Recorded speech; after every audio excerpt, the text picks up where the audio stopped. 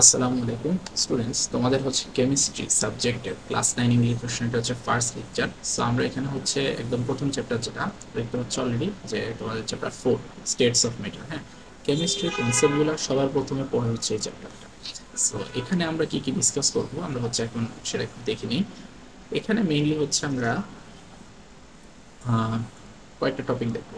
এগুলো খুবই ফান্ডামেন্টাল। হ্যাঁ, কেমিস্ট্রি বা সায়েন্স তোমাদের যেই নতুন ইয়াটা এটা বোঝার জন্য এই প্রাইমারি পার্টটা খুবই ইম্পর্টেন্ট। হ্যাঁ, এই জায়গায় আমরা দেখবো হচ্ছে দেখো states of matter.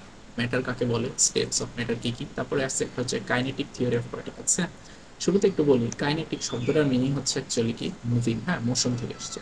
So kinetic theory বলতে বোঝাচ্ছে পার্টিকেলস সবসময় মোশনে থাকে, তো এটার ভেরিয়েশন। তারপরে আমরা হচ্ছে আরো কয়েকটা ডেফিনেশন দেখবো, কিছু প্রসেস, এগুলো সব হচ্ছে ফিজিক্যাল প্রসেস। আমরা এগুলোকে ডিসকাস করবো কারণ কেমিস্ট্রির প্রাইমারি অবস্থায় এই জিনিসগুলো খুব ইম্পর্টেন্ট, যেমন ডিফিউশন, ইফিউশন, তারপরে burning of candle, melting, evaporation. ঠিক আছে, এটা অনেকটা হচ্ছে আগের যে কেমিস্ট্রি বইটা ছিল বা সিলেবাস ছিল ওইটার শুরু চ্যাপ্টারের সাথে অনেক বেশি মিল। সো মোটামুটি আমরা হচ্ছে এই কয়টা জিনিস দেখবো। আমরা হচ্ছে স্টার্ট করি। দেখো, ফার্স্ট অফ অল একটা জিনিস হচ্ছে এই চ্যাপ্টারটা পড়তে গেলে একটা জিনিস শিখতে হয় যে, যেহেতু তোমরা এখন মনে করো ক্লাস 9 বা সায়েন্স বা যে সাবজেক্টে পড়ো, সেই সাবজেক্টগুলোর মধ্যে তোমাদের হচ্ছে ডেফিনিশনস শিখতে হয়। হ্যাঁ, সো ডেফিনিশনস শেখাটা কিন্তু আসলে খুবই ইম্পর্টেন্ট। ডেফিনিশনস আমরা মনে করি যে আমি যদি বুঝতে পারি এবং আমি যদি সেটা বানায় লিখতে পারি তাহলে হয়তো এটা ঠিক আছে, কিন্তু দেখবা যে এইভাবে লেখার পরে তুমি কোনো মার্কস পাচ্ছ না। ঠিক আছে, হইতেই পারে। এটার কারণ হচ্ছে কিছু মিস্টেক্স যেগুলো আমাদের ডেফিনিশনটাকে রং করে দেয়। ডেফিনিশনটা খুবই সেন্সিটিভ। আমরা যতই বুঝে বানায় বানায় লিখি, এখানে কিছু সেন্সিটিভ পার্টস। দ্যাট মিনস তোমাকে প্রত্যেকটা কিওয়ার্ডস পারফেক্টলি অ্যারেঞ্জ করে সেন্টেন্সটা বের করতে হবে। সো আমরা এটাও শিখবো যে আমরা ডেফিনিশনটা কীভাবে অ্যারেঞ্জ করতে পারি। So, আমাদের চ্যাপ্টার হচ্ছে স্টেটস অফ ম্যাটার। ঠিক আছে, তা আমরা হচ্ছে ফিজিক্যাল স্টেটস এর কথা বলছি এখানে। Sorry, physical states of matter actually. হ্যাঁ, তো ম্যাটার ম্যাটার আসলে কি? ফার্স্ট অফ অল হচ্ছে হোয়াট ইজ ম্যাটার। ম্যাটার বলতে আমরা বুঝি হচ্ছে যেটা আসলে ফিজিক্যাল। হ্যাঁ, ফিজিক্যাল বলতে কি, যেটাকে আমরা ধরে দেখতে পারবো বা যেটার এক্সিস্টেন্সটা আমরা তিনটা প্রপার্টি দিয়ে বিবেচনা করতে পারবো। তুমি ডেফিনিশন নিজে বানায় লিখতে পারবে।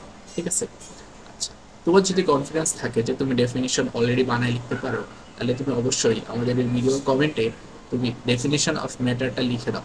ভিডিওটা এখানে স্টপ করে তুমি দেখো যে তোমার ডেফিনিশন অফ ম্যাটারটা কি, তুমি লিখে দিবা।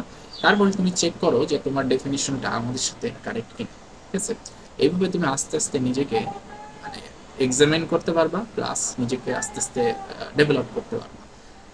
ওকে, সো আমরা হচ্ছে বলি, দেখো ডেফিনিশন অফ ম্যাটারটা কি থাকবে। ম্যাটার হচ্ছে তিনটা প্রপার্টি থাকতে হবে। ঠিক আছে, তিনটা প্রপার্টি থাকলে আমরা বলবো এটা হচ্ছে ম্যাটার।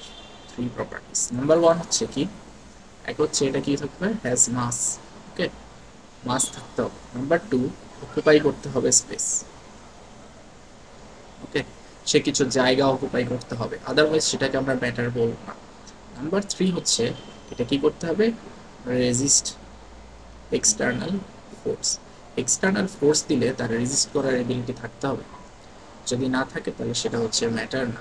ঠিক আছে, সো এই তিনটা প্রপার্টি, যেমন দেখো একটা কিউব বক্স আমি মেনশন করতেছি, এই বক্সটা এখানে আছে, এটাকে আমি ওজন করলে একটা মাস পাবো। ঠিক আছে, মাস ক্যালকুলেশন করতে পারবো। সাপোজ এটা ম্যাটেরিয়ালটা 3 কেজি হইতে পারে এবং সে কিছু জায়গা দখল করে। ঠিক আছে, আর এইটাকে আমি যদি এখানে প্রেস করি তাহলে আমার কি সরাইতে কষ্ট হচ্ছে। হ্যাঁ, 3 কেজি যেহেতু অনেক ভারী, আমাদের যদি 50 গ্রামসও হয় তারপরেও কিন্তু একটা মিনিমাম এফোর্ট দেওয়া লাগবে। দ্যাট মিনস কিছু ফোর্স রেজিস্ট করে। এক্সটার্নাল রেজিস্ট করা আরেকটা মানে হতে পারে, তুমি একটা মনে করো একটা হচ্ছে খালি বক্স, খালি বক্সকে তুমি যদি প্রেস করো কি হবে ওটা, মনে করো একটা খালি বক্সের উপর তুমি প্রেস করলে এটা ভেঙে এরকম ভিতরের দিকে চলে গেল। দ্যাট মিনস সে কিন্তু কিছু পরিমাণে ফোর্স রেজিস্ট করছে, বাকিটার কারণে সে ডিফর্ম হয়ে গেছে। এই যে ডিফর্ম হইলো এটাকেও কিন্তু আমরা এই রেজিস্ট ফোর্সের হিসাবে ধরতে পারি। ঠিক আছে, দ্যাট মিনস তাকে ফোর্স অ্যাপ্লাই করলে ডিফর্মেশন হয়। আচ্ছা, তাহলে ম্যাটার না কারা?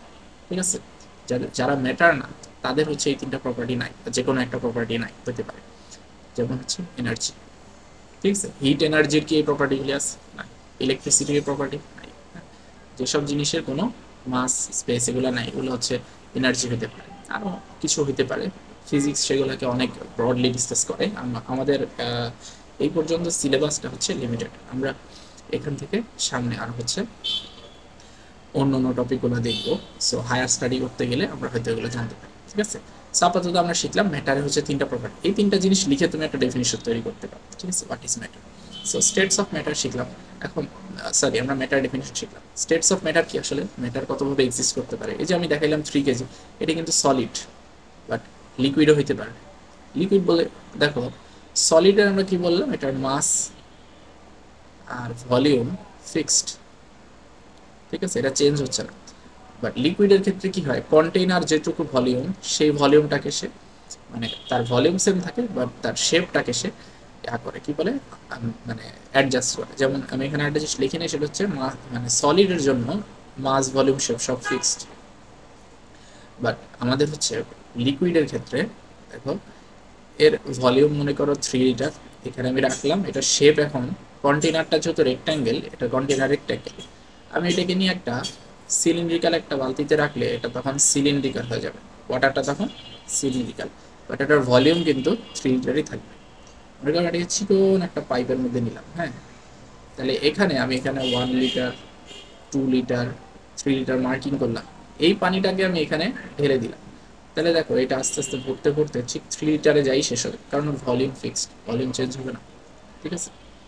সো এটার মাস ভলিউম ফিক্সড, কিন্তু তার শেপটা ফিক্সড না, শেপ হচ্ছে ভ্যারি করে। শেপ ভ্যারি করে কিসের উপরে? শেপ ডিপেন্ডস অন কন্টেইনার, ঠিক আছে। তাহলে সলিডের সাথে লিকুইডের ডিফারেন্স হচ্ছে তার শেপটা ফিক্স না, শেপ হচ্ছে ভলিউমের কন্টেইনারের শেপের সাথে ভ্যারি করে, ঠিক আছে। তাহলে আমরা দুটা ডিফারেন্স শিখলাম, সলিড এবং লিকুইডের মধ্যে কি আছে, এটা ডেফিনিট, ডেফিনিট শেপ আছে, ভলিউম আছে, ঠিক আছে। ওর শুধু ডেফিনিট শেপ আছে, বাট ভলিউমটা ডেফিনিট না, ঠিক আছে। আচ্ছা, গ্যাসের ক্ষেত্রে কি হয় দেখো, আমি এখানে 3 লিটারের একটা কন্টেনারের মধ্যে কিছু গ্যাস রাখলাম, গ্যাস পার্টিকেলগুলো তো দূরে দূরে থাকে, মনে করো কার্বন ডাইঅক্সাইড বা একটা বেলুন ফুলার মতো যে গ্যাস থাকে সেটা। আচ্ছা, এই গ্যাসটাকে আমি ট্রান্সফার করলাম একটা 10 লিটারের সিলিন্ডার, ঠিক আছে, মনে করো একটা 10 লিটারের সিলিন্ডার। সো এই সিলিন্ডারে নেওয়ার পরে এমন কি হবে যে 3 লিটারের গ্যাস আছে আর বাকিটুকু ভ্যাকুয়াম হয়ে গেছে, গ্যাস না থাকা মানে কিন্তু কিছুই নেই, ভ্যাকুয়াম, এরকম হবে না, এটা পুরাটার মধ্যে ভরে যাবে, ঠিক আছে। সো এটার ভলিউম এখন 3 লিটার না হয়ে এই গ্যাসটাই 10 লিটারে এক্সপ্যান্ড করবে, ঠিক আছে। যেমন তুমি দেখতে পারো যে একটা বেলুনকে যত ফুলছ, হ্যাঁ, যত ফুলাচ্ছ সাইজে বেড়ে যাচ্ছে, মনে করো এতটুকু ছিল, আরও বেড়ে এতটুকু হয়ে গেছে, বাট ভিতরে কিন্তু কোনো ফাঁকা জায়গা নেই, পুরোটাই অ্যাডজাস্ট হয়ে গেছে, হ্যাঁ। সো গ্যাসের ক্ষেত্রে হয় কি, যে গ্যাসের যে পার্টিকেলগুলো আছে, একটা দূরে যাইতে পারে, আবার কাছেও চলে আসতে পারে, ঠিক আছে, এরকম কম্প্রেসড হতে, তো খুবই কম্প্রেসিবল হওয়ার কারণে এটার no definite shape and volume, শেপও নাই, ভলিউমও ডেফিনিট না, ঠিক আছে। এটার নো ডেফিনিট, আচ্ছা আমি এটা ভুল লিখছিলাম, এটা ভলিউম ডেফিনিট হবে, নো ডেফিনিট শেপ হবে, ঠিক আছে। আচ্ছা, সলিড হচ্ছে কম্প্রেসিবল না, তাকে চাপ দিয়ে শেপ চেঞ্জ করা খুবই টাফ, ঠিক আছে, লিস্ট কম্প্রেসিবল। আর লিকুইডের ক্ষেত্রে কি, এটা হচ্ছে কি বলবো, এটা হচ্ছে কম্প্রেসিবল, আর গ্যাস হচ্ছে হাইলি কম্প্রেসিবল, মানে এটাকে সবচেয়ে বেশি কম্প্রেস করা যায়। কম্প্রেস বলতে কি বুঝাইলাম, ওই যে তুমি একটা বল বা বেলুন যে কোনো কিছুকে গ্যাসকে চাপ দিয়ে অনেক ছোট বানায় ফেলতে পারো, ঠিক আছে, একটা বলকে চাপ দিয়ে তুমি অনেক ছোট সাইজ বানায় ফেলতে পারো, এটাকে বলা হচ্ছে কম্প্রেসিভ, ঠিক আছে, কম্প্রেসিবিলিটিটা অনেক। ওকে, সো আমরা হচ্ছে স্টেটস অফ ম্যাটার শিখলাম, তিনটা স্টেটস, 3 স্টেটস অফ ম্যাটার কি কি, যে সলিড, লিকুইড, গ্যাস, এটা। বাট এখানে কিন্তু আরো আরো স্টেটস আছে, আরো স্টেটস বলতে কি, ফোর্থ স্টেট অফ ম্যাটার বলতে একটা জিনিস আছে, এটা আমরা খুব কম ডিসকাস করি, বিকজ এটা খুবই রেয়ার, এটা ডেইলি লাইফে আমরা দেখি না, আমরা সলিড, লিকুইড, গ্যাস দেখি। ফোর্থ স্টেটকে বলা হয় হচ্ছে প্লাজমা, ঠিক আছে। প্লাজমা কই দেখবা বলি, গ্যাসকে যদি অনেক হাই টেম্পারেচার, মনে করো 1000 ডিগ্রি সেলসিয়াস বা 1000 কেলভিন, অ্যাকচুয়ালি 1000 অথবা ফিউ থাউজেন্ড, 4000 6000 কেলভিনে হাই টেম্পারেচারে যদি হিট করা হয় কোনো গ্যাসকে, তাহলে সে হচ্ছে আয়োনাইজড হয়ে যায়। হোয়াট ইজ আয়োনাইজড আমরা এখনো শিখিনি, আমরা শিখবো ভবিষ্যতে। আয়োনাইজড গ্যাস হয়, এটা কালারফুল হয়, রেড হট দেখা যায়। সো এই ধরনের গ্যাসকে বলা হয় প্লাজমা, ঠিক আছে। প্লাজমা দিয়ে অনেক ইউজেস আছে, আমরা অনেক ইন্ডাস্ট্রিতে দেখি প্লাজমা দিয়ে হচ্ছে লোহার জিনিস বা বিভিন্ন মেটাল কাটা হয়, টর্চ এর মতো ইউজ করা হয়, ঠিক আছে।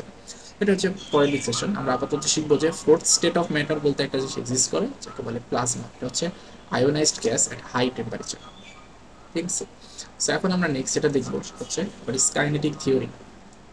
তাহলে কাইনেটিক থিওরি অফ পার্টিকেলস কাকে বলে? কাইনেটিক থিওরি অফ ম্যাটার বা পার্টিকেল, এটা লিখি, বইতে এটা লেখা আছে। কাইনেটিক মানে হচ্ছে কি মোশন, মোশন থেকে আসছে জিনিসটা, ঠিক আছে। So kinetic theory of matter আসলে খুব সিম্পল। আমরা হচ্ছে ম্যাটার যে তিনটা স্টেটে এক্সিস্ট করে এটার থিওরিটা এক্সপ্লেন করতে, ঠিক আছে। তো একটা জিনিস খেয়াল করো, মনে করো সলিড একটা জিনিস আছে, লিকুইড একটা জিনিস আছে, গ্যাস একটা জিনিস আছে। এর মধ্যে মনে করো যেই আমরা এটা যদি ভাঙি আমরা আসলে কি পাবো? আমাদের একটা কমন মিসকনসেপ্ট হচ্ছে ম্যাটেরিয়ালস ভাঙলে আমরা অ্যাটম পাবো। আসলে ম্যাটেরিয়ালস ভাঙলে আমরা অ্যাটম পাবো না, আমরা আসলে মলিকিউলস পাবো, ঠিক আছে। আমরা মলিকিউলস পাবো, এই মলিকিউলসকে ব্রেকডাউন করলে ইন্ডিভিজুয়াল অ্যাটম তৈরি হবে, ঠিক আছে। বাট বেসিক্যালি আমরা মানে ম্যাটেরিয়াল যেটা দিয়ে তৈরি সেটা হচ্ছে আসলে মলিকিউলস, বিভিন্ন ধরনের কম্পাউন্ডস দ্বারা তৈরি, ঠিক আছে। ওটাকে ভেঙে আমরা আগে মলিকিউল পাবো, তারপর সেটা ভেঙে আমরা অ্যাটম পাবো। তো লোয়েস্ট ফান্ডামেন্টাল ইউনিট হচ্ছে অ্যাটম, সেটাও আমরা পাবো, ঠিক আছে। তাহলে ছোট ছোট মলিকিউল দিয়ে তৈরি, সেগুলো ভাঙলে অ্যাটম পাবো। যেমন হিউম্যান বডির ক্ষেত্রে চিন্তা করো, হিউম্যান বডিতে হচ্ছে আমাদের বডি মেইনলি কি প্রোটিন আছে, তারপরে কার্বোহাইড্রেট আছে, ফ্যাট আছে, আরও অনেক কিছু আছে, তাই না? এই সবগুলো হচ্ছে কিছু কম্পাউন্ডস, এই কম্পাউন্ডসগুলোর মধ্যে কার্বন, হাইড্রোজেন, অক্সিজেন, নাইট্রোজেন এগুলো আছে। সো আমরা ভাঙলে কিন্তু শুরুতে কার্বন অক্সিজেন পাবো না, এগুলো এত ছোট আমরা দেখতে পাবো। আমরা ইনিশিয়ালি যদি আমাদের মনে করো কোনো একটা অবজেক্ট ভাঙি তাহলে আমরা সবার আগে কিছু মলিকুলস বা কম্পাউন্ডস দেখতে পাবো। কম্পাউন্ডস ভাঙলে মলিকুলস পাবো, ইন্ডিভিজুয়াল ইউনিট, সেই ইউনিট ভাঙলে আরও অ্যাটম পাওয়া যাবে, ঠিক আছে। জিনিসটা কিছুটা এরকম হয় যে আমি যদি উল্টা সিকোয়েন্সে বলি, মনে করো এটা একটা অ্যাটম, এটা আরেকটা অ্যাটম মিলে একটা কম্পাউন্ড তৈরি করছে, ঠিক আছে। এটাকে আমরা কি বলবো? এটা আসলে একটা মলিকিউল। এরকম অনেকগুলা, মনে করো দুইটা দুইটা আছে না, এরা সবাই হচ্ছে একসাথে আছে, তো এটাকে আমি বলবো একটা কম্পাউন্ড, ঠিক আছে। তো এরকম অনেকগুলা কম্পাউন্ড মিলে আমাদের বডিগুলা বিল্ট আপ, ঠিক আছে। মনে করো দুইটা দুইটা জোড়ায় আছে, হ্যাঁ। সাপোজ আমি ফর এক্সাম্পল বলছি, আমরা এখন অ্যাটমস বাই জিনিসগুলো এখন ক্লিয়ারলি শিখিনি, দ্যাটস ওয়াই। মনে করো এখানে আরেকটা ইউনিট আছে, এখানে আরেকটা ইউনিট আছে, ঠিক আছে। এখানে দুইটা দুইটা দুইটা, আমি ইনিশিয়ালি ভাঙলে কি পাবো? যে ইউনিটগুলো পাবো কম্পাউন্ড, সেই ইউনিট ভাঙলে আমি কি পাবো? যে ইন্ডিভিজুয়াল মলিকিউলস পাবো। এটাকে ভাঙলে আমরা কি পাবো? এই যে এখানে ইন্ডিভিজুয়াল যে অ্যাটমসগুলো ছিল, ঠিক আছে, এই যে এগুলো পাবো। তাহলে আমি রিভার্স সিকোয়েন্সে জিনিসটা বলার চেষ্টা করব। সো এখন দেখো ইনিশিয়ালি যে সাপোজ আমাদের এই দুইটা দুইটা করে যে আছে এগুলাই সলিড, যে জিনিসটা, হ্যাঁ, এটা হচ্ছে সলিড। সলিডের মধ্যে এরা খুব কম্প্যাক্ট অবস্থায় থাকে, দ্যাট মিনস এদের মধ্যে খুব একটা গ্যাপ থাকে না, এই জন্য সলিডকে আমরা ইজিলি ভাঙতে পারি না, ঠিক আছে। সলিড জিনিস হচ্ছে খুব স্ট্রং থাকে, হাইলি ডেন্স, ঠিক আছে, ডেন্সিটি বেশি থাকে। আচ্ছা, সো দেখো যে কম্প্যাক্ট যে অবজেক্টটা, হ্যাঁ, এদের মধ্যে ডিস্টেন্সটা, ঠিক আছে, এটাকে আমরা বলি হচ্ছে ইন্টার মলিকুলার ডিস্টেন্স, যেটা খুবই কম থাকে, ঠিক আছে, লেস। আসলে লিস্ট না, এটাকে আমরা বলবো হচ্ছে লিস্ট, সবচেয়ে কম, লোয়েস্ট, লিস্ট। আর ইন্টারমলিকুলার অ্যাট্রাকশন, ঠিক আছে, অ্যাট্রাকশন। এখন আমরা নতুন একটা কনসেপ্টে চলে আসছি। ইন্টারমলিকুলার অ্যাট্রাকশন আসলে কি? দেখো প্রত্যেকটা ম্যাটেরিয়ালের যে অ্যাটমের কথা বললাম, এগুলো একসাথে আসলে আসছে কেন? কারণ এই মলিকুলের সাথে এই মলিকুলার একটা অ্যাট্রাকশন ফোর্স কাজ করছে, ঠিক আছে, এটার সাথে এটারও একটা অ্যাট্রাকশন ফোর্স আছে। এবং এটা যখন একটা একটা কাছে আসে তখন কি হয়? এদের অ্যাট্রাকশনের কারণে কাছে আসে। আবার যখন বেশি কাছে চলে আসে একটা রেঞ্জ আছে, মনে করো এইটার এতটুকু রেঞ্জের ভিতরে কেউ আসলে সে রিপালশন করে, ঠিক আছে। সো যখন সে এতটুকু চলে আসবে তখন কিন্তু আবার রিপালশন হবে, যার কারণে কি হয়? কনস্ট্যান্টলি ম্যাটার একবার বেশি কাছে চলে আসে, তারপর আবার ধাক্কা দিয়ে দূরে পাঠায় দেয়। মনে করো এখানে যেটা আছে এর হতে এই পাশে আরেকজন আছে, এদিকে যায় আবার এদিকে ধাক্কা খায়। প্রত্যেকটা ম্যাটার আসলে এটাকে বলা হচ্ছে টু অ্যান্ড ফ্রো মুভমেন্ট, হ্যাঁ, সামনে পিছে, বা মানে কি বলে, এটা হচ্ছে একটা ডেফিনিট হারমোনিক ভাইব্রেশন, হ্যাঁ, টু অ্যান্ড ফ্রো মুভমেন্ট, এটা প্রত্যেকটা ম্যাটারের মলিকুলসের মধ্যে থাকে। সো এই মুভমেন্টের কারণে আমরা নেট ওভারঅল হচ্ছে একটা ইন্টার মলিকুলার অ্যাট্রাকশন করি, হ্যাঁ। যে অ্যাট্রাকশনের কারণে সামনে আসলো এটা হচ্ছে ইন্টার মলিকুলার। ইন্টার মানে কি আমরা জানি দুইটা অবজেক্টের ভিতরে বা দুইটা ডিফারেন্ট ইউনিটের ভিতরে, হ্যাঁ, দুইটা ডিফারেন্ট সেপারেট ইউনিটের মধ্যে যে জিনিসটা আমরা ক্যালকুলেশন করি এটা বলে ইন্টার।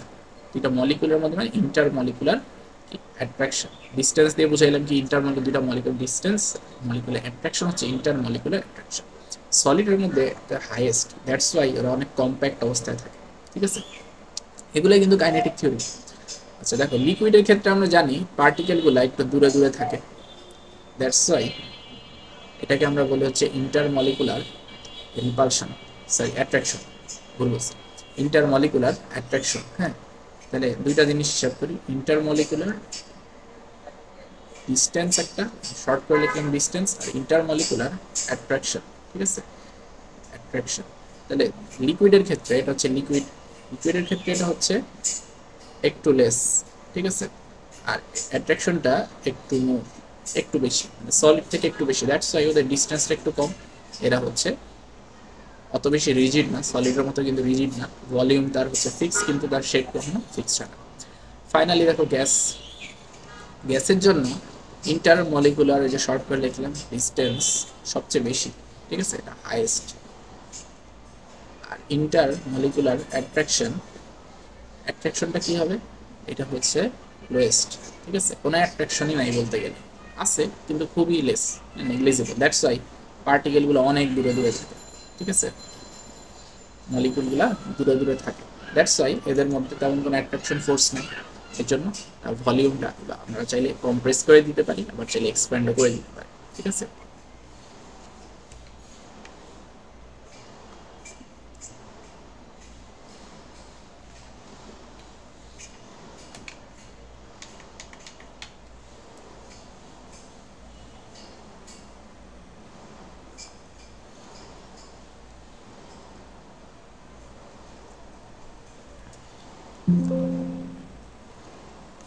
আচ্ছা, সো আমরা হচ্ছে এখন দেখো কিছু জিনিস দেখলাম, হচ্ছে স্টেটস অফ ম্যাটার।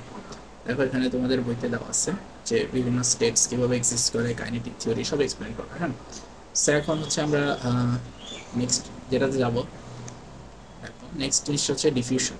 ডিফিউশন একটা ফিজিক্যাল প্রসেস, ঠিক আছে। আচ্ছা, ডিফিউশন কাকে বলে, এটার সাথে আছে আমাদের আরেকটা জিনিস, সেটা হচ্ছে ইনফিউশন, ঠিক আছে। ডিফিউশন আর ইনফিউশন আমরা দেখব। সো দেখো নেক্সট টপিক, ডিফিউশন কাকে বলে। ডিফিউশন তোমরা হয়তো আগের ক্লাস হয়তো পড়ে থাকতে পারো, আগের কারণ আমাদের সময় এটা ক্লাস 7 থেকে ছিল। সো যদি আইডিয়া নাও থাকে, দেখো যখন যে কোনো পার্টিকেল, সলিড লিকুইড বা গ্যাস যেটাই থাকুক, হাই কনসেন্ট্রেশনে থাকে, ঠিক আছে। What is high concentration? Concentration বলতে আমরা কি বুঝাচ্ছি, আমরা মনোযোগ যে দিই এটাকে কনসেন্ট্রেশন বলে, বাট এটা আইটা নিয়ে গেছে। কনসেন্ট্রেশন মানে হচ্ছে অল্প একটু জায়গার মধ্যে অনেক বেশি। হ্যাঁ, এটা হচ্ছে একদম ইজি ভাবে বললাম যে অল্প ভলিউমের মধ্যে যত বেশি পার্টিকেল থাকবে, ঠিক আছে। দেখো আমি এখানে অনেকগুলো পার্টিকেল দিলাম, আর এটা খেয়াল করো এখানে অনেক বেঞ্চ, ঠিক আছে, আমি এখানে আরো বাড়াই দিচ্ছি। তাহলে এখন তুমি বলো কোনটার মধ্যে কনসেন্ট্রেশনটা বেশি? বোঝা যাচ্ছে যে সেকেন্ডটার মধ্যে কনসেন্ট বেশি, কারণ এখানে ম্যাটেরিয়ালস বেশি ভলিউম, ঠিক আছে। আবার দেখো এইখানে যেইটুকু আছে না, এই সেম পরিমাণ পার্টিকেলই আমি এখানে দিব, এই যে এখানে যেরকম আছে এখানেও সেইটুকুই দিলাম, বাট আমি এটা দেখো ভলিউমটা কমাই দিলাম, তাহলে এটারও কনসেন্ট্রেশনটা বেশি। ওকে, কারণ তাহলে কি ডিপেন্ড হচ্ছে, ভলিউম কমে গেলেও কনসেন্ট্রেশন বেড়ে যায়, আবার ম্যাটেরিয়ালসের সংখ্যা বেড়ে গেলেও কনসেন্ট্রেশন বেড়ে যায়। হাইলি কনসেন্ট্রেটেড অবস্থা থেকে কেউ যদি এমন কোনো একটা মিডিয়াম পায় যেখানে ভলিউমটা বেশি অথবা কনসেন্ট্রেশনটা কম, ঠিক আছে, এখানে এটার কনসেন্ট্রেশন কম, সবসময় নেচারে কি করে পার্টিকেলসগুলো এমনভাবে ডিস্ট্রিবিউট হয় যেন দুই দিকে কনসেন্ট্রেশন সমান। তাহলে এই যে হাই কনসেন্ট্রেশন থেকে কিছু পার্টিকেলস লো কনসেন্ট্রেশনে চলে যাবে, তখন কি হবে, এখান থেকে কিছু পার্টিকেলস কমে যাবে। ফাইনালি আমরা কি দেখবো, যে এখানেও যা আছে এখানেও তা দুই জায়গায় ব্যালেন্স, ঠিক আছে। নেচারের একটা টেন্ডেন্সি আছে, পার্টিকেল সবসময় কি করে হাই কনসেন্ট্রেশন থেকে লো কনসেন্ট্রেশনে যাওয়ার চেষ্টা করে, ঠিক আছে। এই যে টেন্ডেন্সিটা, এটাকে বলা হয় হচ্ছে ডিফিউশন, যেটা ন্যাচারালি হয়। এখন আমি দুইটা প্রসেসের নাম বলবো। একটা প্রসেস হচ্ছে, মনে করো ফ্যানের সুইচ দিলে ফ্যান স্টার্ট হয়, ঠিক আছে। আচ্ছা, সুইচ অন করলে স্টার্ট হয়, অফ করে দিলে একটু পরে, একটু সময় নেই, তারপরে অফ হয়ে যায়, ঠিক আছে। ফ্যানটা চলা বন্ধ করে দেয় বা অফ, এটা স্টপ লিখে, ঠিক আছে, ফ্যানটা স্টপ হয়ে যায়। সিমিলার লাইটের ক্ষেত্রে বলতে পারো, ফ্যানের থেকে লাইটটা বেটার হয়। লাইটের ক্ষেত্রে আমি লাইট সুইচ অন করলে জ্বলতেছে, অফ করলে, তাহলে এখানে আমার কি লাগতেছে, ইলেকট্রিসিটি লাগতেছে। আবার দেখো আমি যদি আয়রন বার, আয়রন বার আমি যদি নেচারে রেখে দিই তাহলে এখানে রাস্ট হয়, আমি জানি জং ধরে, ঠিক আছে। ওপেন এয়ারে রেখে দিলে বৃষ্টির দিনে তারপরে হয় অনেক তালাতে দেখা যায় লোহার জিনিসের সবসময় কি হয়, রাস্ট হয়, ঠিক আছে। সো এখানে আমার কিন্তু এক্সটার্নাল কোনো ইলেকট্রিসিটি বা কিছু লাগছে না।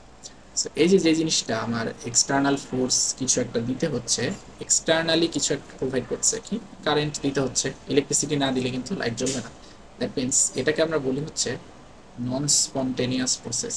ওকে, ভেরি ইম্পর্টেন্ট, নন স্পন্টেনিয়াস প্রসেস। আর এই যে যেটা ন্যাচারালি একা একাই হয় এটাকে আমরা বলি হচ্ছে স্পন্টেনিয়াস প্রসেস, স্পন্টেনিয়াস প্রসেস, ঠিক আছে। সো এই যে স্পন্টেনিয়াসলি একটা জিনিস রেখে দিলে একাই হয় এটাকে বলে হচ্ছে মানে আই মিন যেটা সেলফ ড্রাইভিং ফোর্স নিজের থেকে হয় এটাকে বলে হচ্ছে স্পন্টেনিয়াস। এটা খুবই স্লো হয়, ঠিক আছে, স্পন্টেনিয়াস জিনিস খুব স্লো হয়। লাইটের সুইচ দেওয়ার সাথে সাথে জ্বলে ওঠে, এটা এক্সটার্নাল এনার্জি দেওয়া হয়। নন স্পন্টেনিয়াসটা ফাস্ট প্রসেস হয়, ঠিক আছে। সো এই জিনিসটা কেন বললাম, কারণ ডিফিউশন, আমরা বলি ডিফিউশন হচ্ছে কি, ডিফিউশন একাই হয়, ইজ এ স্পন্টেনিয়াস প্রসেস, ঠিক আছে। এটা অবশ্যই মনে রাখবে, এটা হচ্ছে একটা স্পন্টেনিয়াস প্রসেস, কিছুই করা লাগে না, এমনি ম্যাটেরিয়ালস হাই কনসেন্ট্রেশনে রেখে দিলে এটা আস্তে আস্তে স্প্রেড হয়। কমন এক্সাম্পল হচ্ছে দেখো পারফিউম স্প্রে করা হয় না, পারফিউম যদি স্প্রে হয় বা এয়ার ফ্রেশনার যদি স্প্রে করা হয়, একটা চাপ দিলে যে গ্যাসটা বের হয়ে আসে এটা একটু পরে পুরো রুমে ছড়া যায়, আমাকে পুরো রুমের মধ্যে স্প্রে করতে হয় না, সেন্ট্রালি একটু বেশি করে দিলে পুরো রুম যত বড়ই হোক আস্তে আস্তে স্প্রেড হয়ে যায়, তাই না, অনেক দূর পর্যন্ত স্মেলটা ছড়ায় যায়। দ্যাট মিনস ওই যে ম্যাটেরিয়ালটা মনে করে যে স্প্রে থেকে যে বের হইলো, হ্যাঁ, যে বের হওয়ার পরে সব দিকে ছড়ায় যাচ্ছে, তো ভিতরের কিন্তু পার্টিকুলার জমে ছিল, হ্যাঁ, কন্টেনারের ভিতরে যখন ছিল তখন হাই কনসেন্ট্রেশনে ছিল, রুমের থেকে বের হওয়ার পরে রুমের ভলিউম যেহেতু অনেক বেশি সে আস্তে আস্তে কি করলো পুরোটার মধ্যে ব্যালেন্স হওয়ার জন্য ছড়াই, ঠিক আছে।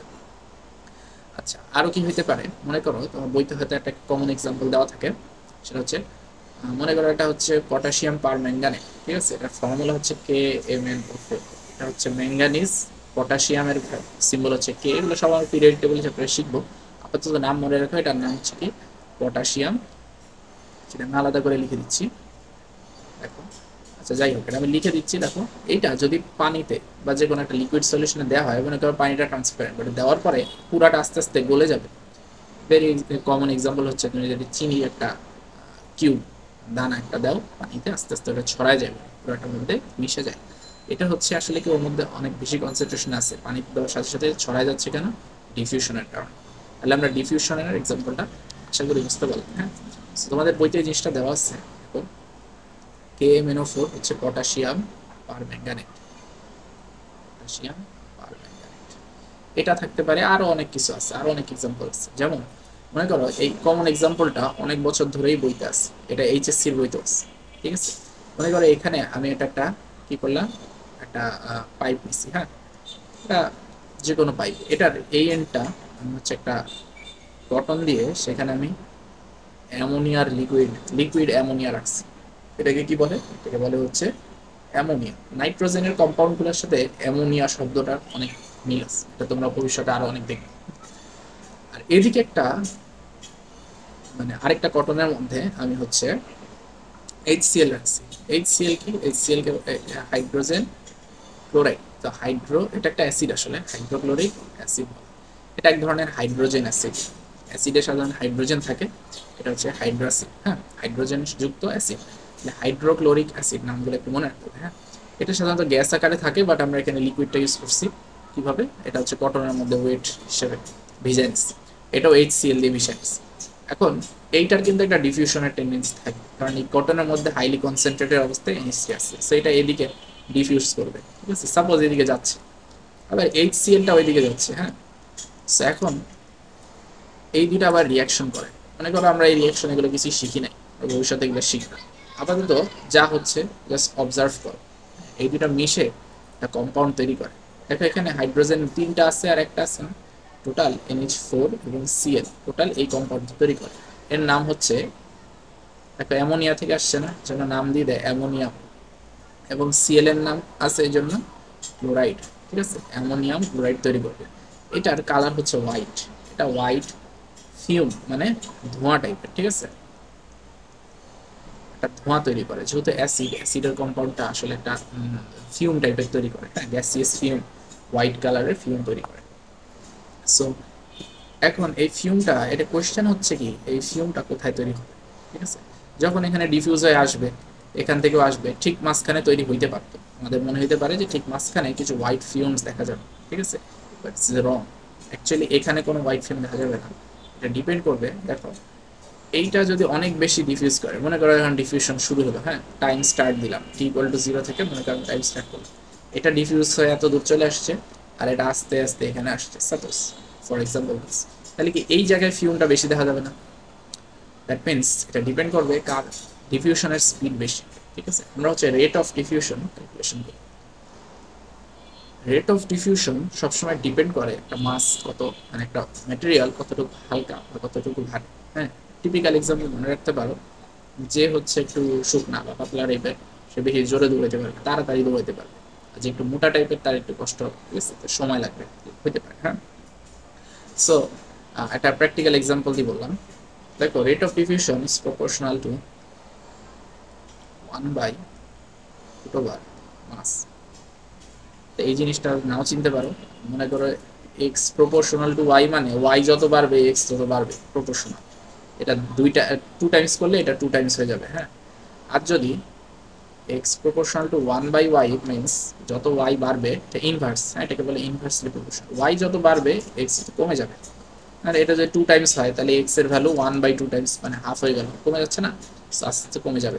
সো আমরা ম্যাথমেটিক্যালি দেখতে পাই যে এটা হচ্ছে কি বলে, ডিফিউশনের যে রেটটা, এটা হচ্ছে ইনভার্সলি প্রপোর্শনাল টু দ্য মাস, মাস যত বেশি, হ্যাঁ, এটা আসলে এটা কিসের মাস, এটাকে বলা হচ্ছে মলিকুলার মাস, ঠিক আছে, মলিকুলার মাস যত বেশি হবে তত মানে ভারী হয়ে যাবে ম্যাটেরিয়ালটা, ম্যাটেরিয়াল যত ভারী হবে ডিফিউশন রেটটা তত স্লো। এখন এই মাসটা কিন্তু এখানে কতটুকু নিলাম সেইটা না, এটা হচ্ছে তার ম্যাটেরিয়ালটা কি দিয়ে তৈরি, HCl, এখানে NH3, এদের অ্যাটমিক মাস গুলো যোগ করে আমি টোটাল যে মাসটা পাবো, মানে আমি ইন্ডিভিজুয়াল মলিকুলের রিলেটিভ মাসটা হিসাব করছি, হ্যাঁ। এগুলো পিরিয়ডিক টেবল চ্যাপ্টারে খুব সুন্দর, এই যে আমি এখন ফর্মুলা বললাম, এটা NH3 HCl সবগুলো পড়লাম, এদের আমি মাস ক্যালকুলেশন। এখন আপাতত শিখে দেখো নাইট্রোজেনের রিলেটিভ মাস হচ্ছে 14, ঠিক আছে, মনে করো আমি এটা দিয়ে দিলাম, এখন আমাদের এটা মনে রাখতে হবে না। হাইড্রোজেনের মাস হচ্ছে 1, তাহলে NH3 টোটাল মাস কত হবে, NH3 হচ্ছে, তাহলে আমরা বলতে পারি 1+14, 1 না সরি, এখানে H3 তিনটা না, 3 × 1+14 মানে 17, রিলেটিভ মাস হচ্ছে 17। HCl এর ক্ষেত্রে দেখো H তো 1 লিখছি, Cl হচ্ছে 35.5, ওকে। সো এখন তাহলে HCl এর মাস হবে হচ্ছে, তোমরা হিসাব করো, 35.5 প্লাস 1, তাহলে কত আসছে 36.5, রাইট। তাহলে এই দুইটার মধ্যে কোনটা বেশি ভারী, 17 বেশি ভারী, এটা বেশি ভারী। আমি যত বেশি HCl নেই, যত NH3 যত বেশি নেই, বাট স্টিল ওটার মানে কনস্টিটিউয়েন্ট যে ম্যাটেরিয়ালটা, মলিকিউলটা, সেইটা কিন্তু বেশি ভারী, ঠিক আছে, HCl। দ্যাট মিনস আসলে কি হবে, মনে করো 5 সেকেন্ড পরে এইটা যতখানি ডিফিউশন হবে, এটা তত বেশি ডিফিউশন হবে না, ঠিক আছে, আমি কি ঠিক বললাম?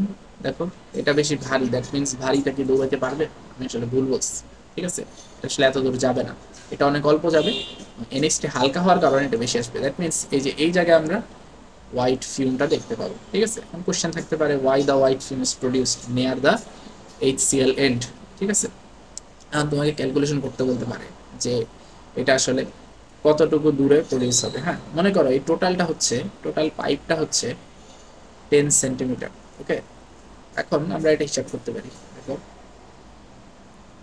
ডিস্টেন্স 1 এটা যতটুকু যাবে divided by distance 2 equal to, যেহেতু ইনভার্সলি প্রপোর্শনাল, এখানে উপরে 1 লিখছি না, উপরে হচ্ছে √m2 লিখবা, নিচে √m1 লিখবা, এভাবে মাস বসে আমরা হিসাব করতে পারি, ঠিক আছে। দেখো আমরা এটা ক্যালকুলেশন করে দেখাই যে কোন জায়গায় প্রডিউস হবে, টোটাল 10 সেন্টিমিটার না, আমরা মনে করি যে এই যে NH3 থেকে ডিস্টেন্সটা হচ্ছে x, এটা তাহলে কি হবে, দেখো 10 থেকে x বাদ দিলে যা থাকে ওইটা না, তাহলে তুমি এখানে লিখতে পারো, দেখো x বা মনে করো এটা NH3 এর জন্য লিখছি, আর 2টা হচ্ছে HCl এর জন্য, তাহলে x/10 - x, আমি ডিস্টেন্স 1 এর ভ্যালু দিলাম, x ধরে নিছি, আর ডিস্টেন্স টুটা 10 মাইনাস এক্স ধরে নিচ্ছি। এখানে রুট ওভার দেখো সেকেন্ড অবজেক্ট কি HCl এর মাস কত 36.5 আর M1 মানে কি বলে NH3 এর মাস কত 17। ক্যালকুলেটরে বসে এক্স এর ভ্যালু সলভ করবা। হ্যাঁ এক্স এর ভ্যালু যত আসে মনে করো একটা ভ্যালু আসলো, মনে করো 3 সেন্টিমিটার আসছে। হ্যাঁ আমি জানি না কত আসছে, তাহলে বুঝবো 3 সেন্টিমিটার না আসলে NH3 থেকে বেশি আসবে। মনে করো x ইকুয়াল টু 7.3 সেন্টিমিটার আসছে সাপোজ। সো ইট মিনস তোমার এই এক্স থেকে এখানে মানে 7 সেন্টিমিটার আর HCl থেকে 3 সেন্টিমিটার মতো দূরে এই ফিউমটা তৈরি। ঠিক আছে, তাহলে আমরা ডিফিউশনের জিনিসটা বুঝতে পারলাম। এখানে প্রচুর কোশ্চেন, হ্যাঁ অনেক কোশ্চেন আছে। তারপর নেক্সট আমরা দেখব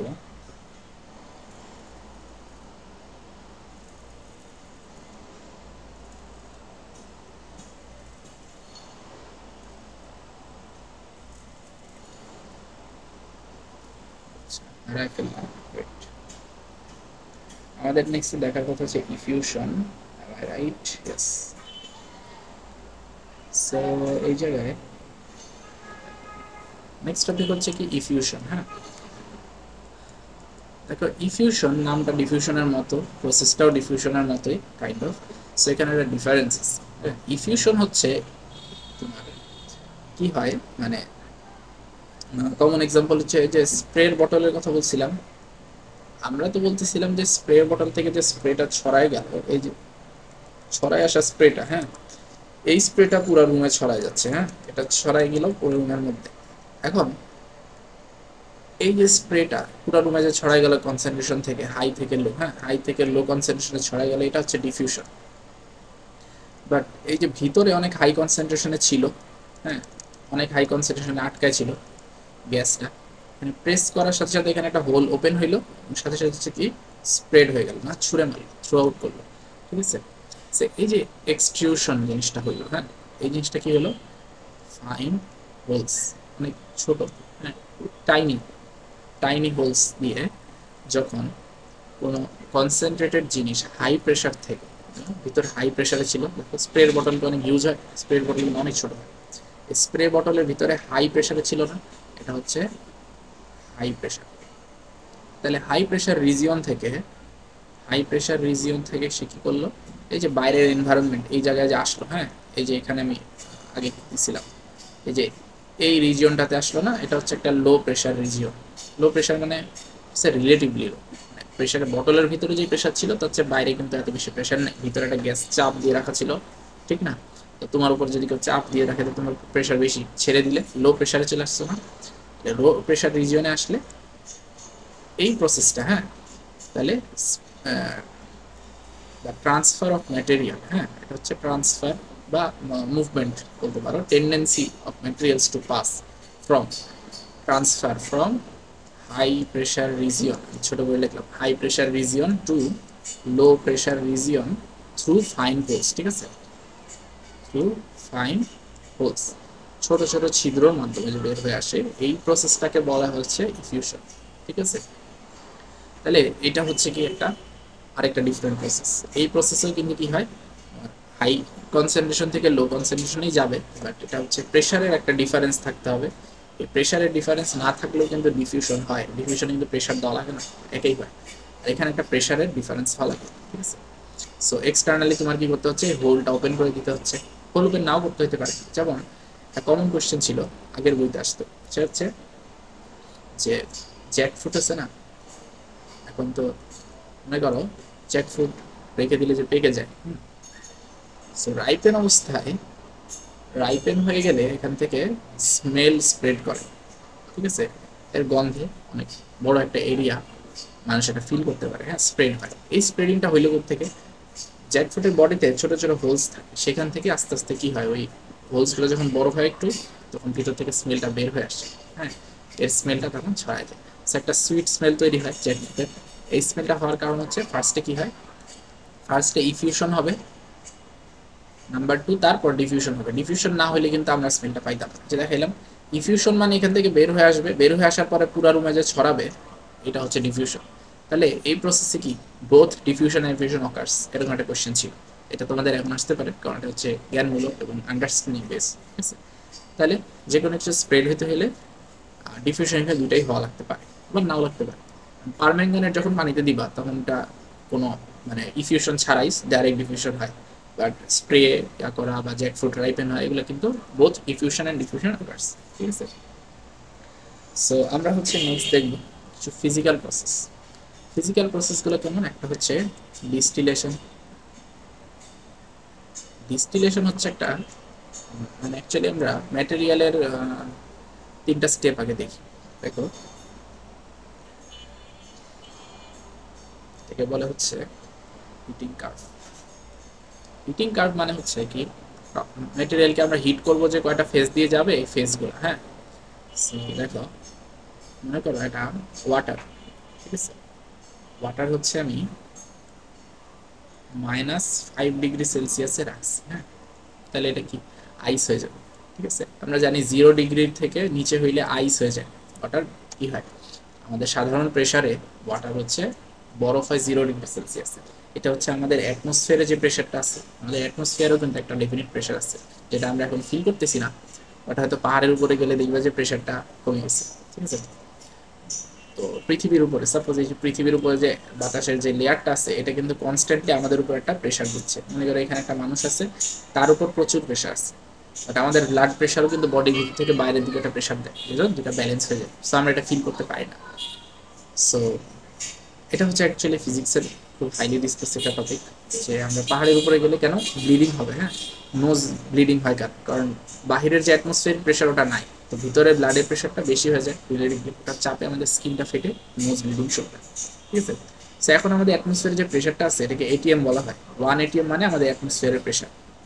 ঠিক আছে, সো এই যে প্রেশারটা, এই প্রেশারে আমরা হচ্ছে 0 ডিগ্রিতে আইস রাখলে এটা কি হবে, এটা মানে ওয়াটার রাখলে এটা আইস হয়ে যাবে, এবং আইসকে যদি বাড়াইতে বাড়াইতে 0-তে আনা হয় আর একটু হিট দেওয়া হয় তাহলে কি হবে, এটা মেল্ট করবে। তো 0 ডিগ্রিতে একটা ট্রানজিশন হয়। মনে করো এটাকে আমি হিট দিচ্ছি। হ্যাঁ, হিটের কারণে ওর টেম্পারেচার আস্তে আস্তে বাড়তেছে। টেম্পারেচার বাড়তে বাড়তে দেখো এক সময় কি হবে, এটা 0 ডিগ্রিতে চলে আসবে।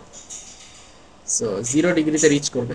যখন 0 ডিগ্রিতে আসলো তখন সে প্রথমে যেই মনে করে যেখানে কিছু বরফ রাখছি এখানে, এটা হচ্ছে খুব ঠান্ডা। হ্যাঁ, তো -5 ডিগ্রিতে ছিল, এখন হিট বাড়াইতে মনে করো আমি এখানে হিটিং করলাম, আস্তে আস্তে কি হয়ে গেল 0 ডিগ্রি সেলসিয়াস হয়ে গেছে। এখন কি হবে, আস্তে আস্তে সে মেল্ট করবে কিন্তু টেম্পারেচার 0-ই থাকবে। মনে করো এটা হচ্ছে টাইম, টাইম যত বাড়াচ্ছি আর এদিকে টেম্পারেচার বাড়াচ্ছি। ঠিক আছে, সো এখানে হচ্ছে সেকেন্ড। সো আমি যখন টেম্পারেচার বাড়াচ্ছি দেখো টাইম টাইম চলে যাচ্ছে কিন্তু টেম্পারেচার বাড়তেছে না, সে 0 ডিগ্রি আছে। একটা ডেফিনিট টাইম পরে দেখবা সবগুলা আইস মেল্ট করে লিকুইড হয়ে গেছে। যখন লিকুইড হয়ে গেছে তখন সে টেম্পারেচার আবার বাড়া শুরু করছে এবং প্রপোর্শনালি স্ট্রেট লাইনে বাড়া শুরু করছে। ঠিক আছে, বাড়তে বাড়তে 100 ডিগ্রিতে চলে আসছে। এই দেখো এখানে এসে এই যে 100 ডিগ্রিতে এসে সে আবার কি হচ্ছে, সব ভ্যাপর হওয়া শুরু করছে। ঠিক আছে, এই যে ভ্যাপর হচ্ছে কিন্তু টেম্পারেচার বাড়তেছে না, তাহলে হিটগুলো কই যাচ্ছে, হিটগুলো সে নিয়ে সেগুলো দিয়ে সে ভ্যাপর হচ্ছে। তাহলে দেখো টাইম যত আগাচ্ছে, দেখো টাইম আস্তে আস্তে আগাচ্ছে, 10 সেকেন্ড, 15, 20 এভাবে যাচ্ছে, সময় চলে যাচ্ছে কিন্তু এর টেম্পারেচার বাড়ছে না, টেম্পারেচার আগাচ্ছে না, টেম্পারেচার ফিক্সড। ঠিক আছে, এই যে ফিক্সড টেম্পারেচার এসে সোজা লাইনে রয়েছে। তারপর যখন পুরাটা ভ্যাপর হয়ে গেছে, ঠিক আছে, পুরাটা যখন ভ্যাপর হয়ে গেছে এখন যত টেম্পারেচার দিব এটা আবার টেম্পারেচার বাড়া শুরু করবে। ঠিক আছে, 100-র উপরে যাবে। তাহলে এই যে দেখো এই জায়গাটাতে সে কি বলে এটাকে, দেখো হিট অ্যাবজর্ব হয় but temperature fixed, temperature change হয়। এই হিটটাকে বলা হয় হিডেন। ঠিক আছে, এটা একটা হিডেন হিট, এটাকে বলে হচ্ছে ল্যাটেন্ট হিট। ল্যাটেন্ট শব্দটা মানে হচ্ছে ঘুমন্ত বা ভিতরে আটকায় থাকা।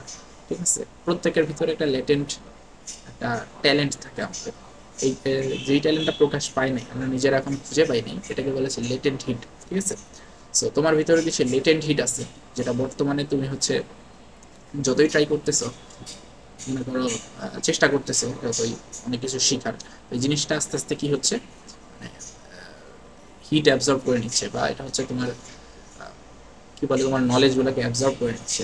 এক সময় এটা একটা মনে করো একটা ডেফিনিট স্টেজে গিয়ে এটা তুমি প্রকাশ করতে পারবে। ঠিক আছে, সো কাইন্ড অফ সেরকম যে লেটেন্ট হিটটা আস্তে আস্তে কি অ্যাবজর্ব হচ্ছে, যখন পুরোটা মেল্ট করা হয়ে যাবে তখন সে আবার টেম্পারেচার বাড়ানো শুরু করবে। সিমিলারলি দেখো এই যে যেহেতু এখানে আমাদের কি মেল্ট হচ্ছে না, ল্যাটেন্ট হিট অফ মেল্টিং এই কথাটা বললে খারাপ শোনে। হ্যাঁ, এটাকে আমরা একটা স্ট্যান্ডার্ড নেম দিছি, সায়েন্টিস্টরা এটাকে বলে হচ্ছে ফিউশন প্রসেস। ফিউশন মানে হচ্ছে কি মেল্ট হওয়া, জন্য এটাকে বলা হয় লেটেন্ট হিট অফ ফিউশন। আবার এই যে এই পর্যায়ে এসে কি হচ্ছে, লিকুইডটা আস্তে আস্তে ভ্যাপর হচ্ছে। হ্যাঁ, এই সময় কিন্তু সে হিটটাকে অ্যাবজর্ব করে কি করে, ভ্যাপরে কনভার্ট হয়, সে টেম্পারেচার গেইন করে না।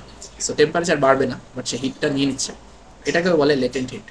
এই লেটেন্ট হিট নাম হচ্ছে লেটেন্ট হিট অফ ভ্যাপোরাইজেশন। ঠিক আছে, latent hit of vaporisation. So এই দুটা ডিফারেন্ট হিটের কারণে এই যে প্রসেসটা হয়। এত কিছু কেন বললাম দেখো, এই যে এই স্টেজে সে কি হয়, বয়েলিং হয়, আর এই স্টেজে এসে এই যে এইখানে কি হয়, তার এখানে তার মেল্টিং হয়। ঠিক আছে, আচ্ছা এখন যদি আমি এই জিনিসটাকে উল্টাভাবে দেখাই, ওটাকে আমি বলবো হচ্ছে কুলিং কার্ভ।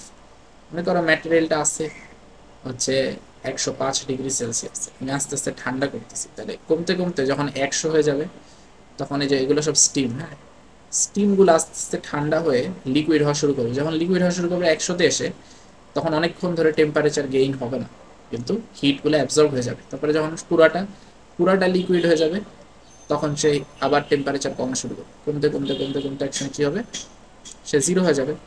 জিরোতে এসে দেখো, এটা হচ্ছে গ্রাফের জিরো।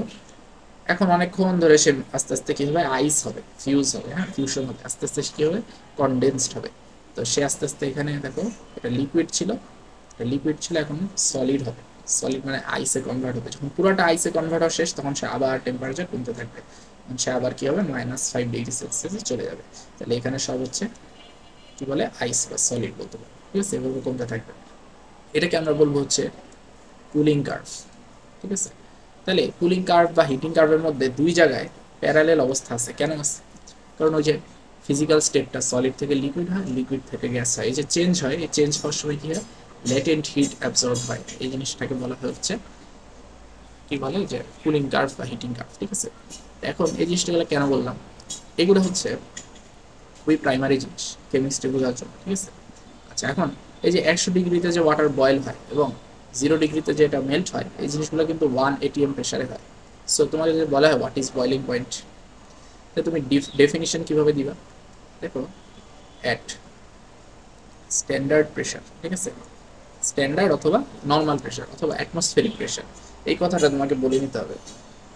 কারণ ডিফারেন্ট প্রেশার যদি চেঞ্জ করে দাও, তাহলে ডিফারেন্ট টেম্পারেচারে ওয়াটার বয়েল করবে, বা ডিফারেন্ট টেম্পারেচার ওয়াটার মেল্ট করবে। ঠিক আছে, আইস মেল্ট করবে। So standard pressure, the temperature, ঠিক আছে, the temperature at which water boils অথবা starts to convert to steam, হ্যাঁ, is called কি, বয়লিং পয়েন্ট। বিপি আমি শর্ট করে লিখলাম, is called বয়লিং পয়েন্ট। এখন দেখো পয়েন্ট কেন বলতেছি এটাকে, কারণ এটা হচ্ছে গ্রাফে, গ্রাফে একটা ডেফিনিট পয়েন্টকে ইন্ডিকেট করতেছে না, এই যে একটা 0 ডিগ্রি বা 100 বয়লিং এর ক্ষেত্রে দেখো, এই যে এই পয়েন্টটাকে ইন্ডিকেট করতেছে না, এর জন্য গ্রাফের ওয়াই অ্যাক্সিস এর ভ্যালু এটাকে বলে বয়লিং পয়েন্ট। তাহলে তুমি এখন বলো মেল্টিং পয়েন্টের ডেফিনিশন কি হবে? মেল্টিং পয়েন্টের ডেফিনিশন সব কিছু সেম হবে, খালি এই যে ওয়াটার কি হয়, ওয়াটারের জায়গায় তুমি কি লিখবা, আইস মেল্টস। ঠিক আছে, বাট সব কিছু সেম থাকবে। আমি আশা করবো তুমি হচ্ছে কমেন্ট সেকশনে ডেফিনিশনটা লিখে দেখাবা যে তুমি আসলে কি বুঝছো, হ্যাঁ, কিভাবে তুমি লিখতেছো, তোমার আইডিয়াটা কিরকম হবে। তাহলে এটা আমাদের ফিডব্যাক পাইতে সুবিধা হবে। ঠিক আছে, তোমার জন্য ইন্টারেক্টিভ হবে। তাহলে এই যে আইস মেল্ট লিখলাম। ঠিক আছে, এবার দেখো তাহলে আমরা পড়ি আসলে ডিস্টিলেশন কাকে বলে। ডিস্টিলেশন মানে হচ্ছে প্রত্যেকটা অবজেক্ট, আমরা প্রত্যেকটা অবজেক্ট, হ্যাঁ, every material has its own, ঠিক আছে, ওন বয়লিং পয়েন্ট। পৃথিবীতে যত পানি আছে, হ্যাঁ, যদি সেম ধরনের হয়, পিওর হয়, তাহলে এটা বয়লিং পয়েন্ট 1 অ্যাটমসফেরিক প্রেসারে 100 ডিগ্রি সেলসিয়াসে। সো বয়লিং পয়েন্টটা হচ্ছে একটা ক্যারেক্টারিস্টিক জিনিস। হ্যাঁ, তো মনে করো একটা অ্যালকোহল নিলাম, ল্যাবে যেসব অ্যালকোহল ইউজ করা হয়, এদের একটা ডেফিনেট বয়লিং পয়েন্ট আছে। এই বয়লিং পয়েন্ট দেখে কিন্তু বোঝা যায় কোন ম্যাটেরিয়ালটা কি। ঠিক আছে, সো বয়লিং পয়েন্টটা হচ্ছে এখন মনে করো আমি হচ্ছে একটা ওয়াটার আছে এখানে, এর মধ্যে আমি NaCl দিলাম। NaCl কে কি বলে বলতো, এটা হচ্ছে সোডিয়াম ক্লোরাইড। ঠিক আছে, সোডিয়াম ক্লোরাইড। সোডিয়াম ক্লোরাইড হচ্ছে টেবল সল্ট, আমরা যে লবণ খাই ওটা হচ্ছে এই NaCl হচ্ছে একটা মেইন কনস্টিটিউয়েন্ট। আরও কিছু মিক্সচার আছে, আমি এজন্য এটাকে বলা হয় টেবল সল্ট, আমরা খাইতে পারি, রেগুলারলি ইউজ করি। সো এই যে টেবল সল্ট মিক্স করলাম, তাহলে এটা কি NaCl প্লাস ওয়াটার হয়ে গেছে। এখন এটাকে যদি আমি বয়েল করি, ফার্স্টে দেখো বয়েল করলে কি হবে, উপরে মনে করো আমি আটকায় দিলাম, হ্যাঁ। তো উপরে হচ্ছে এই জায়গায় ওয়াটার 100 ডিগ্রি সেলসিয়াসে গেলে এই যে ওয়াটারগুলা এখানে বয়েল হয়ে লেগে যাবে, ঠিক আছে। তো মনে করো এরপর যে আবার ঠান্ডা করি, স্টিম হয়ে এখানে যে ভ্যাপরগুলো লেগে গেছে এগুলো কিন্তু আবার পানি হয়ে নিচে নিচে পড়বে, ঠিক আছে। সো এনএসিএলটা এই ফাঁকে দিয়ে আলাদা হয়ে যাবে। তো এনএসিএল যখন এখানে উঠবে এখানে লেগে থাকবে হোয়াইট পাউডারের মতো এখানে লেগে থাকবে, বাট পানিগুলো আস্তে আস্তে কনডেন্স করবে, ঠিক আছে। এভাবে যে কোনো মিক্সচারকে আলাদা করা যেতে পারে। মনে করো ওয়াটারের সাথে ওয়াটার প্লাস একটা আননোন ম্যাটেরিয়াল এ মিক্স করা আছে। ওয়াটারের বয়লিং পয়েন্ট হচ্ছে 100 ডিগ্রি সেলসিয়াস, এটার বয়লিং পয়েন্ট হচ্ছে 80 ডিগ্রি সেলসিয়াস, ওকে। এখন মনে করো আমি এখানে একটা কন্টেনারের সাথে পাইপ লাগাই দিচ্ছি, হ্যাঁ। তো এখন এখানে একটা ইয়া দিলাম, সো আমি এখানে হিট দিলাম। দেখো হিট দেওয়ার কারণে এখানে বয়েল হইতে থাকবে আস্তে আস্তে। যখন 80 ডিগ্রি সেলসিয়াস হবে তখন এই যে ভ্যাপরগুলো এখানে আসবে। কিসের ভ্যাপর আসবে বলো? 80 ডিগ্রি সেলসিয়াস কে বয়েল হয় এটা, ওয়াটার কি বয়েল হবে? হবে না, ওয়াটার কিন্তু থেকে যাবে। তাহলে এ যেটা আছে এটা এখানে চলে আসবে। এ যখন এখানে চলে আসছে এই জায়গায়, তখন আমি এখানে কি করব, এখানে একটা আইসের ব্যাগ লাগাই দিব, তাহলে ঠান্ডা হয়ে যাবে। আচ্ছা, সো যখন এই ভেপরগুলো এখানে চলে আসবে, মনে করো এখানে সব ভেপর চলে আসছে 80 ডিগ্রি সেলসিয়াসে, কিন্তু তার টেম্পারেচার গেইন হবে না, সে শুধু কি হবে, ভেপর হবে। এখানে আইস দেওয়ার কারণে আবার সে ঠান্ডা হয়ে এখানে লিকুইড হয়ে যাবে। সো এই লিকুইডটাতে কি আছে, শুধু এ আছে, আর এখানে বাকি আছে কি, শুধু ওয়াটার, ঠিক আছে। তো এই যে আমি ফার্স্টে হিটিং করব, হিটিং করে বয়েল করব, বয়েল করে আবার কুলিং করব, ঠিক আছে। এই যে কুলিং করে আবার কি করলাম, আমি কনডেন্স করলাম। কনডেন্স হচ্ছে বয়েলিং এর অপোজিট। কনডেন্স করে আমি তাকে আবার লিকুইড বানাইলাম, ঠিক আছে। সো এইভাবে সেপারেশন করা হয়, মূল উদ্দেশ্য কি, সেপারেশন, ঠিক আছে, সেপারেশন অফ লিকুইড। আচ্ছা লেখাটা মনে হয় দেখা যাবে না, লিখে আবার লিখি। দেখো হিটিং থেকে বয়েলিং হলো, তার মানে লিকুইড কি হয়ে গেল, গ্যাস। গ্যাস বা এটাকে আসলে স্টিম বলা ভালো। স্টিম, স্টিম থেকে আমি আবার কি করব, কুল করব। কুল করে মেনলি আমি কি করতেছি, আসলে কনডেন্স করতেছি, হ্যাঁ। কনডেন্স করলে আবার কি হয়, স্টিম লিকুইডে কনভার্ট হয়, লিকুইডে কনভার্ট করে আবার কি পাইলাম, ফাইনালি লিকুইড পাইলাম। এই প্রসেসটার মূল উদ্দেশ্য কি, আমাদের পারপাসটা হচ্ছে সেপারেটিং, সেপারেটিং বা পিউরিফাইং, হ্যাঁ, সেপারেটিং লিকুইড ফ্রম মিক্সচার, ঠিক আছে। এটা কিসের প্রিন্সিপালে কাজ করে, বয়েলিং পয়েন্টের প্রিন্সিপালে কাজ করে, ঠিক আছে। তাহলে এই প্রসেসটাকে বলা হচ্ছে ডিস্টিলেশন। ডিস্টিলেশন সাহায্যে আমরা মিক্সচার থেকে একটা কেমিক্যাল কম্পাউন্ড বা একটা লিকুইডকে আলাদা করতে পারি, ঠিক আছে। আচ্ছা, পিউরিফিকেশনে এটা খুব হেল্প করে। তো নেক্সট আরেকটা জিনিস আছে এটার সাথে খুবই কানেক্টেড, সেটাকে বলা হচ্ছে এটাকে বলা হচ্ছে সাবলিমেশন। সাবলিমেশন প্রসেস কি, ওই যে তোমাকে একটা কুলিং কার্ভ দেখাইছিলাম, মনে করো আস্তে আস্তে হিট দিলে কি হয়, মনে করো জিনিস মেল্ট করে, মেল্ট করার সময় সমান দাগ থাকে, আবার হিট করতে হতে এক সময় কি হয়, বয়লিং করে, বয়লিং করে আবার সমান কার্ভ থাকে, তারপরে আবার হিট বাড়তে থাকে, হ্যাঁ। এই জায়গায় কি হয়, ল্যাটেন্ট হিট অফ ফিউশন মানে মেল্টিং হয়, আর এই জায়গায় কি হয়, vaporisation, latent heat of vaporisation, ভ্যাপোরে কনভার্ট হয়। এই দুটো প্রসেস হয়। কিছু ম্যাটেরিয়াল আছে যারা নর্মাল প্রেসারে, মানে আমাদের অ্যাটমসফেরিক প্রেসারে, নর্মাল প্রেসারে এরা হচ্ছে কি, এদের গ্রাফ, মনে করো এটা সলিড আছে, হ্যাঁ। ওয়াটার হইলে 0 ডিগ্রি, আমি যে কোনো একটা সলিডের কথা বলছি, হ্যাঁ। বাড়তেছে, টেম্পারেচার বাড়তে বাড়তে একসময় একটা থেমে গেছে, এবার কি হওয়ার কথা, সলিড থেকে লিকুইড, কিন্তু সে এখানে তার মনে করো একটা ল্যাটেন্ট হিট আছে, ল্যাটেন্ট হিটের পরে সে সরাসরি গ্যাস হয়ে গেছে। এরকম একটা এক্সাম্পল চিন্তা করো, বলতে পারবা? আমি একটা এক্সাম্পল বলি, তাহলে তুমি একটা আইডিয়া পাবা। যে তুমি যদি বাসায় আমরা যে ন্যাপথলিন ইউজ করি, হ্যাঁ, মনে করো কাপড় চোপড়ের মধ্যে যদি ইঁদুর না আসে, তেলাপোকা না আসে, এর জন্য আমরা একটা ন্যাপথলিন ইউজ করি, হ্যাঁ। বা এটাকে আরো অনেক নাম বলে, হ্যাঁ, ইনসেক্ট বলস সামথিং কিছু বলে। সো এই যে আমি ন্যাপথলিনগুলো ইউজ করতেছি, হ্যাঁ, এগুলা কিন্তু আস্তে আস্তে নাই হয়ে যায়। তো এগুলো তো আসলে ইঁদুর এসে খায় না, হ্যাঁ।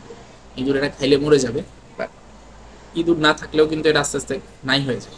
সো এটা কোথায় যায় আসলে, এটা আসলে ডিরেক্টলি সলিড থেকে ভেপর হয়ে, মানে গ্যাস বা ভ্যাপর হয়ে কনভার্ট হয়ে চলে যায়। দ্যাট মিনস এটা কিন্তু সলিড থেকে ডিরেক্ট গ্যাস হয়, ঠিক আছে। তাহলে প্রসেস, যেই প্রসেসের মাধ্যমে সলিড ডিরেক্টলি গ্যাসে কনভার্ট হয় উইদাউট বিং কি লিকুইড, মাঝখানের ফেজটা স্কিপ করে চলে যায়, এই প্রসেসটাকে বলা হচ্ছে সাবলিমেশন। ঠিক আছে, এটাকে বলা হচ্ছে সাবলিমেশন। আর এই ধরনের জিনিসকে বলা হয় ভলাটাইল, ভলাটাইল সাবস্টেন্স। ঠিক আছে, অনেক এক্সাম্পল আছে। মনে করো ড্রাই আইস হচ্ছে এটা একটা এক্সাম্পল। ড্রাই আইস আসলে কি? ড্রাই আইস হচ্ছে সলিড কার্বন ডাইঅক্সাইড, এটার কোনো লিকুইড ফেস নাই, এটা সরাসরি ইয়া হয়। কই পাবা? ফায়ার এক্সটিংগুইশার প্রেস করলে এক ধরনের পাউডার টাইপের বের হয় না, ধোঁয়ার মতো, ওটা কিন্তু লিকুইড হয় না, ওটা আস্তে আস্তে নাই হয়ে যায়, এটা হচ্ছে সলিড CO2, এটাকে ড্রাই আইস বলে। মেক শিওর এই জিনিসটা টার্মটা মনে রাখবা। আরও আছে, পরপুর আছে, পরপুর জিনিসটা আছে। তারপরে ন্যাপথলিন বললাম, ন্যাপথলিন কিন্তু একটা অর্গানিক কম্পাউন্ড, হ্যাঁ, এটাকে ইম্পর্টেন্ট একটা কম্পাউন্ড, খুবই পরিচিত জিনিস হবে এটা ভবিষ্যতে। তো ন্যাপথলিন কিন্তু সরাসরি কি হয়?